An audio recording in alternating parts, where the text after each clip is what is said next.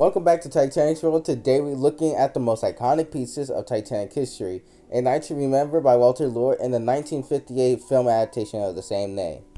First, let's talk about the book. A Night to Remember was published in 1955 and considered one of the most definite accounts of the Titanic disaster. Walter Lord did his homework. This book is like the expertly crafted documentary, but a little bit of drama than a reality TV reunion special.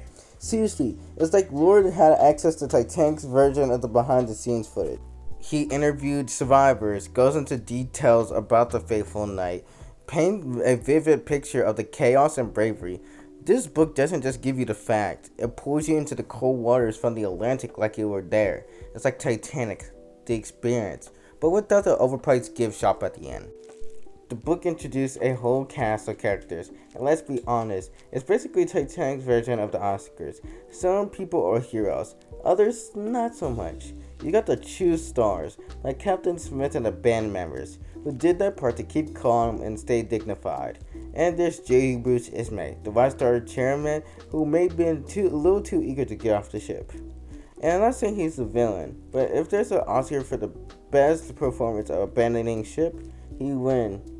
Hands down. And don't get me started on some of the passengers who acted like there is a race to the lifeboats. You think it's like Titanic's version of Black Friday sale. Now let's move on to the 1958 film. If the book is a detailed historical account, then the movie is, well, the visual action-packed highlight reel. They took all of Lord's research, added cinematic flair, and boom, we got the film that still holds up as one of the best Titanic adaptations. Even with the CGI budget was zero, and the iceberg looks like a giant cupboard cutout.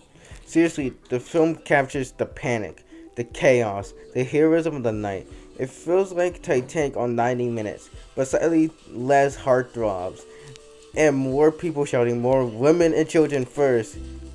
If only the lifeboats matches their enthusiasm.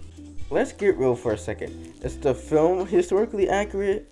Mostly, yes. It follows Lord's book pretty faithfully, but there is some few moments where a film takes creative liberties. For example, in the film, the ship hits the iceberg and bam, there's chaos. But in reality, it's more like, uh-oh, and then chaos.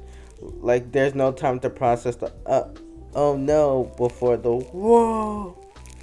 But hey, we wanted to catch an hour of people calmly boarding lifeboats and reading their newspapers before a big crash. We came for the drama, not history impatience. So, why these two so much of a big deal? Well, as such, in fact, we all secretly obsessed with the Titanic. A Night to Remember, both the book and the film, became a golden standard of Titanic storytelling. The book set a tone that we can walk and talk about the disaster. The film cemented that in pop culture. It's like Titanic's versions of The Lord of the Rings. But if Frodo was the band leader and Gollum was, well, an iceberg.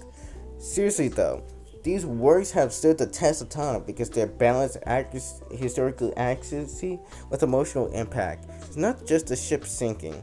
Thanks for watching. Don't forget to like and subscribe and drop your favorite fact or movie moment in the comments.